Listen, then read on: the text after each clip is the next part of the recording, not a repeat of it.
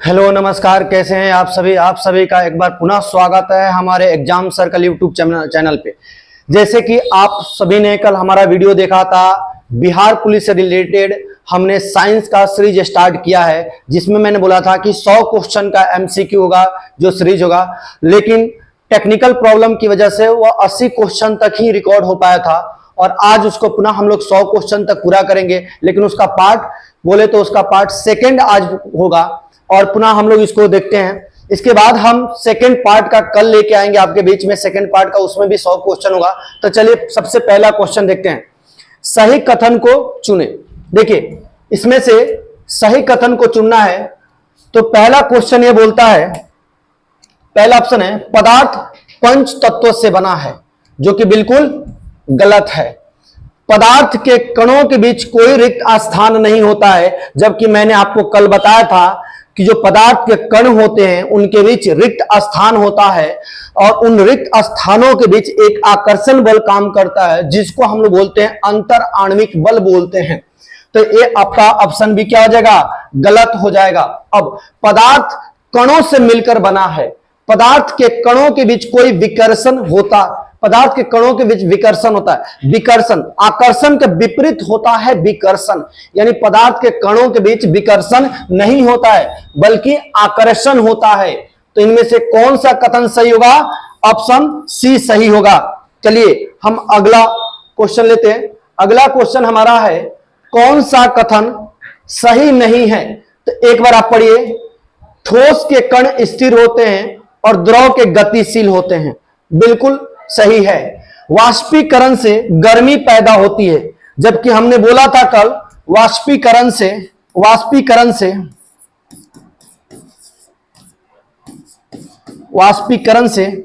क्या होता है, ठंडी पैदा होती है, ठंडी पैदा होती है, न कि गर्मी होती है, गर्मी होती है। तो यहां पे क्या कर रहा है, वाष्पीकरण से गर्मी पैदा होती है, ये हमारा ऑप्शन क्या है, गलत है।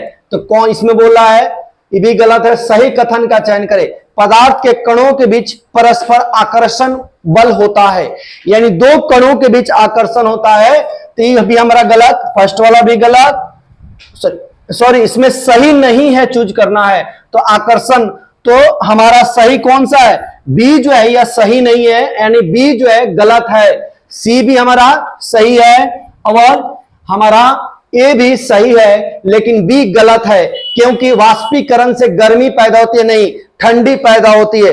चलिए अगला हम प्रश्न लेते हैं। अगला हमारा प्रश्न है कि वाष्पीकरण की गुप्त ऊष्मा क्या है। सबसे पहले गुप्त ऊष्मा पे आपको यह ध्यान देना होगा कि जब गुप्त ऊष्मा की बात होती है तो वहां पे अवशोषण होगा। बड़े बड़े ऑप्शन देख के डरना नहीं है। वाष्पीकरण के लिए आवश्यक ऊष्मा को गुप्त ऊष्मा कहते हैं, बिल्कुल गलत। वाष्पीकरण करने में प्रयुक्त ऊष्मा को गुप्त ऊष्मा कहते हैं, ये भी गलत।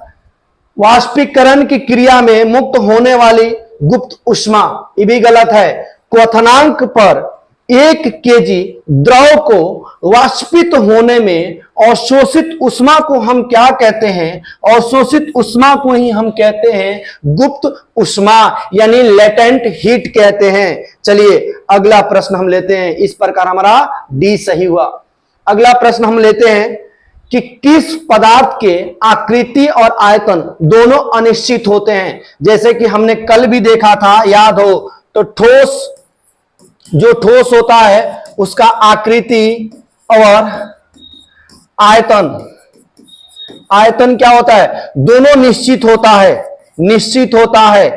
लेकिन जब हमने बोला था गैस का, जब गैस का आकृति और आयतन, क्या आकृति और आयतन, आकृति और आयतन जो होता है दोनों क्या होता है, अनिश्चित होता है। तो इस प्रश्न के हिसाब से क्या हो जाएगा, गैस हो जाएगा, ऑप्शन सी सही हो जाएगा। चलिए अगला प्रश्न हम लेते हैं। अगला हमारा प्रश्न नंबर 84, निम्न में पदार्थ को चुने। प्रश्न है, आकाश पदार्थ है, आग पदार्थ है, बादल पदार्थ है, धूप पदार्थ है। तो सुनिए, आकाश पदार्थ का हमने कल भी परिभाषा बताया था। पदार्थ वह होता है जो स्थान घेरे जिसका अपना द्रव्यमान हो, जिसका अपना द्रव्यमान हो, उसके बाद जो दिखाई दे, जो दिखाई दे उसे पदार्थ कहते हैं। यानी जो स्थान घेरे, जिसका अपना द्रव्यमान हो, जो दिखाई दे, उसे क्या कहते हैं? पदार्थ कहते हैं। तो निम्न में से पदार्थ को चुने। बताओ आकाश, आकाश का क्या हमें पदार्थ होगा? उसके बाद बात करेंगे आग, आग के बाद बात करेंगे धूप, धूप के बाद बात करेंगे बादल। तो देखो इसमें पदार्थ कौन सा है? बादल इसमें पदार्थ होगा। चलिए अगला प्रश्न हम लेते हैं। अगला प्रश्न हमारा है कि निम्न में से किस तापक्रम पर जल द्रव अवस्था में रहता है? तो सुनो, -5 डिग्री सेल्सियस पे द्रव जो है, जल जो है ठोस अवस्था में होगा। किस में होगा? ठोस अवस्था में होगा। 120 डिग्री सेल्सियस की बात करते हैं तो 120 डिग्री सेल्सियस पे ये वाष्पित होगा, वाष्पित होगा। और 105 डिग्री सेल्सियस पे, यानी 100 डिग्री सेल्सियस से ऊपर जैसे आप जाते हो, 100 डिग्री सेल्सियस से जैसे ऊपर जाते हो तो जल क्या होता है? किस रूप में मिलता है? वाष्प के रूप में मिलता है। तो बोल रहा है जल द्रव अवस्था में। तो 20 डिग्री सेल्सियस पर जल जो है द्रव अवस्था में मिलेगा। चलिए अगला प्रश्न हम लेते हैं। अगला हमारा है दाब बढ़ने पर किसकी द्रव, दाब बढ़ने पर किसी द्रव का क्वथनांक क्या होता है? कल भी मैंने बताया था। देखो दाब बढ़ने पे, दाब बढ़ने पर, दाब बढ़ने पर क्वथनांक बढ़ता है। क्वथनांक, क्वथनांक क्या होता है? बढ़ता है। और दाब घटने पे, दाब घटने पर क्वथनांक, क्वथनांक क्या होता है? घटता है। क्या होता है? घटता है। तो यहां पे बोला द्रव का क्वथनांक, दाब के बढ़ने पे द्रव का क्वथनांक क्या होता है? बढ़ जाता है। यदि यहीं पे रहता दाब के घटने पे द्रव के क्वथनांक पे क्या असर पड़ता? तो द्रव का क्वथनांक घट जाता दाब के घटने से। चलिए अगला प्रश्न हम लेते हैं। अगला प्रश्न है बर्फ के टुकड़े को गर्म करने पे वह पिघलने लगता है, किंतु ताप स्थिर रहता है। दी जा रही उष्मा कहां चली जाती है? गुप्त उष्मा में परिवर्तित हो जाती है। बर्फ के कणों को स्वतंत्र करने की गति के योग बनती है। गर्म की जा रही सामग्री में छुपी रहती है उपयुक्त में से सभी। तो सुनो, गुप्त उष्मा में परिवर्तित हो जाती है। किसमें? यानी लेटेंट हीट में परिवर्तित हो जाती है। चलिए अगला प्रश्न हम लेते हैं। अगला प्रश्न हमारा है कि भोजन की गंध किस क्रिया द्वारा महसूस होती है? तो सुनो, भोजन की गंध यानी स्मेल किस क्रिया द्वारा? तो कल भी हमने बात किया था विसरण, विसरण प्रक्रिया द्वारा, हवा के द्वारा हमारे नाकों तक पहुंचता है। तो भोजन की गंध किस क्रिया द्वारा महसूस होती है? तो विसरण क्रिया द्वारा महसूस होती है। चलिए अगला प्रश्न हम लेते हैं। अगला हमारा प्रश्न है कि निम्न में कौन द्रव का गुण नहीं है? तो सुनो, निश्चित आयतन, द्रव का आयतन क्या होता है? निश्चित होता है। आकृति अनिश्चित होता है। बिल्कुल सही है। द्रव का आयतन क्या होता है? निश्चित, परंतु आकृति क्या होती है? अनिश्चित होती है। बहाव का अभाव होता है, ठोस से अधिक संपीड़ित होता है। सुनो, अब मान लो कि यहां पे एक मैंने ईंट ले लिया, ये हमारा क्या है? ठोस है। उसके बाद मैंने 1 लीटर पानी लेके किसी बैलून में भर दिया, तो हमें ईंट को कंप्रेस्ड करना यानी दबाना मुश्किल है, लेकिन बैलून यानी भरा हुआ पानी को हम आराम से कंप्रेस्ड कर सकते हैं, यानी इसको दबा सकते हैं। तो हमारा ये भी सही है, ठोस से अधिक संपीड़ितता होती है। बिल्कुल सही है। गलत कौन सा है? तो बहाव का अभाव होता है, ये गलत है। यानी इसका आंसर क्या होगा? सी होगा। गुण नहीं है पानी का। इसमें बोल रहा है कि द्रव का गुण होता है बहाव, जबकि बोल रहा है बहाव का अभाव होता है। चलिए अगला प्रश्न हम लेते हैं। हमारा अगला प्रश्न है कि गैस से द्रव अवस्था में परिवर्तित होने की क्रिया क्या कहते हैं? संघनन, गैस से द्रव अवस्था में परिवर्तित होने की क्रिया को हम क्या कहते हैं? संघनन। कल इस प्रश्न को हम लोग देख चुके थे, यानी कंडेंसेशन। चलिए अगला प्रश्न लेते हैं। अगला प्रश्न हमारा है कि किसी द्रव पदार्थ का वाष्पीकरण तेज करने के लिए उसे निम्न में से किसमें रखेंगे? बोतल में रखेंगे, गिलास में रखेंगे, थाली में रखेंगे, फ्रिज में रखेंगे? तो सुनो, किसी भी द्रव पदार्थ का वाष्पीकरण तभी तेज होगा जिसका क्षेत्रफल जितना अधिक होगा, यानी जितना अधिक क्षेत्रफल में फैले होगा उसका वाष्पीकरण उतना ही अधिक यानी तेजी से होगा। देखो, मान लो कि मैंने यहां पे एक बोतल में पानी रखा है, एक बोतल में पानी रखा है और एक टब में पानी रखा है, तो इसमें क्या होगा कि इस टब में वाष्पीकरण की दर अधिक होती है क्योंकि यहां पे क्षेत्रफल अधिक है, इसका पृष्ठीय क्षेत्रफल, और इसका पृष्ठीय क्षेत्रफल क्या है? कम है। तो इसका आंसर क्या हो जाएगा? थाली में। चलो अगला प्रश्न लेते हैं। अगला प्रश्न हमारा है कि निम्न में कौन ठोस पदार्थ का गुण नहीं है? दृढ़ता है, बहाव, संपीड़ितता, अधिक घनत्व। देखो, ठोस पदार्थ कभी बहता है? कभी ईंट को तूने बहते हुए देखा है? तो बहाव कैसे गुण हो सकता है? तो ये गुण नहीं है, यानी ऑप्शन बी इसका सही होगा। चलिए अगला प्रश्न हम लेते हैं। अगला हमारा है वाष्पीकरण की क्रिया। वाष्पीकरण की क्रिया किस तापक्रम पे होती है? तो सुनो, उच्च तापक्रम पे, सामान्य तापक्रम पे, निम्न तापक्रम पे और क्वथनांक पे। तो सबसे बड़ी चीज हमारा होता है वाष्पीकरण की क्रिया जो होता है, एक सामान्य तापक्रम पे हमारा वाष्पीकरण की क्रिया होती है। चलिए हम अगला प्रश्न लेते हैं। अगला हमारा प्रश्न है, निम्नलिखित में से कौन कपड़ा गर्मियों के समय में अधिक आरामदेह होता है? तो जब हम लोग कपड़े यूज करते हैं तो हमें पता ही होता है कि पॉलिस्टर के कपड़े जो हम पहनते हैं, डालते हैं तो ज्यादा गर्मी करता है। उसके बाद सूती, सिल्क, सिंथेटिक। तो सुनो, इसमें सबसे अधिक आरामदेह जो होता है वह होता है हमारा सूती का कपड़ा जो होता है वह सबसे अधिक आरामदेह होता है। सूती का कपड़ा सबसे अधिक आरामदेह होता है। चलो अगला प्रश्न हम लेते हैं। अगला प्रश्न हमारा है कि किसी ठोस पदार्थ का द्रवणांक उसके द्रव का रूप क्वथनांक होता है, हिमांक होता है।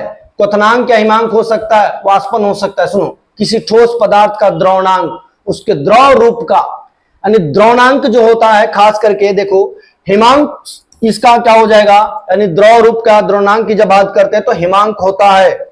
चलो अगला प्रश्न हम लेते हैं। 95 के बाद ले लेंगे हम 96। 96 हमारा, किसी खौलते हुए द्रव का तापक्रम स्थिर रहता है, घटने लगता है, बढ़ता रहता है, इसमें से कोई नहीं। सुनो, तुम पानी लेते हो, पानी को जब उबालते हो, पानी को उबालते हो तो 100 डिग्री सेल्सियस पे क्या होता है? पानी उबलने लगता है।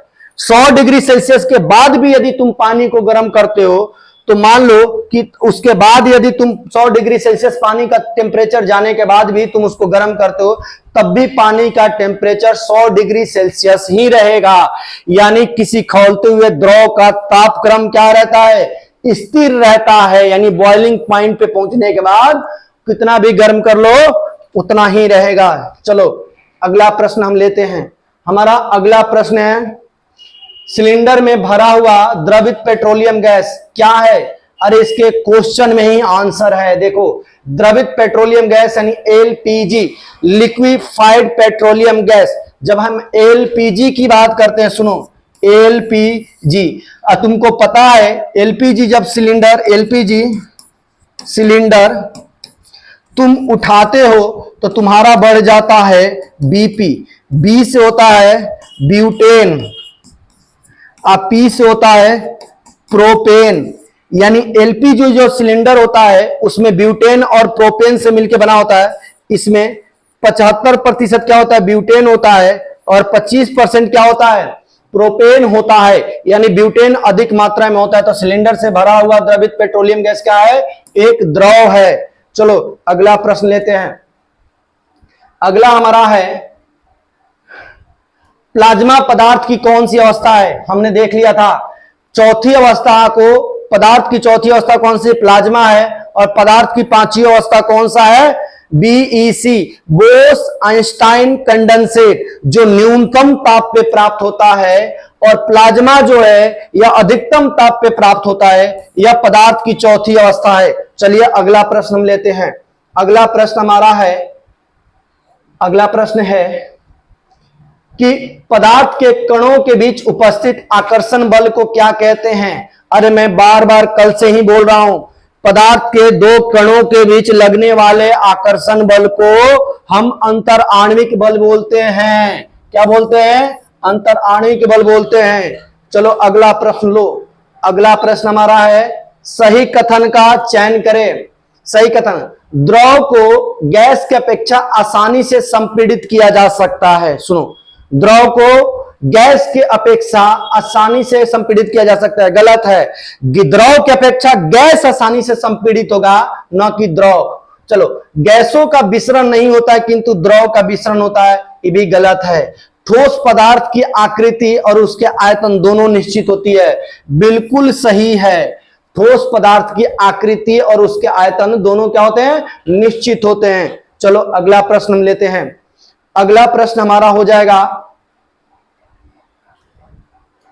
ठोस पदार्थों का संपीड़न द्रव से कम होता है किंतु गैस से अधिक होता है। द्रव से अधिक होता है किंतु गैस से क्या होता है? कम होता है। द्रव और गैस दोनों से अधिक होता है, द्रव और गैस दोनों से कम होता है। दोनों सुनो, ठोस पदार्थ का संपीड़न द्रव और गैस दोनों से क्या होता है? कम होता है। अगला प्रश्न हम लेते हैं। चलो अगला हमारा है, इसमें जल, पेट्रोल और स्प्रिट के वाष्पीकरण का दर सही क्रम में चुने। तो सुनो, सबसे अधिक अगर इसमें सबसे देखेंगे तो सबसे ज्यादा इसमें वाष्पीकरण किसका होगा और जल्दी किसका होगा? तो देखो, सबसे पहले अगर होगा तो हम बात करें पेट्रोल, पेट्रोल के बाद स्प्रिट और स्प्रिट के बाद हमारा हो जाएगा जल, यानी ऑप्शन सी हो जाएगा। चलो हमारा क्या हो जाएगा? Option C. अगला प्रश्न हम लेते हैं। अगला प्रश्न हमारा है वाष्पीकरण की क्रिया। अगला प्रश्न हमारा है वाष्पीकरण की क्रिया से ठंडक पैदा होती है। हमने देख चुका है कि ठंडक पैदा होती है, ये हमारा अंतिम क्वेश्चन था और इसी के साथ हमारा फर्स्ट चैप्टर कंप्लीट होता है। हम दूसरे सेकंड चैप्टर को कल लेके आएंगे केमिस्ट्री का, उसमें भी 100 क्वेश्चन होगा। देखिए, आप मेहनत जारी रखिए, आपको सफलता जरूर मिलेगा और इस बार वर्दी आप जरूर पहनिएगा। कहते हैं ना कि मां तेरी पसीने के हर बूंद को मोती सा चमकाऊंगा, सपने बड़ा देख पूरा करके मैं दिखलाऊंगा। यानी कि अपनी मां को, अपने पिताजी को निश्चिंत कर दो कि इस बार आपका बेटा सिलेक्शन लेके आएगा और आपके सिलेक्शन में हमारा भी सहयोग रहेगा। चलिए, आप इसी तरह अपना सपोर्ट और समर्थन बनाए रखिएगा और हमारे चैनल को लाइक शेयर कीजिए और अपने दोस्तों के बीच भी क्या कीजिए कि उसको शेयर करिए। और धन्यवाद।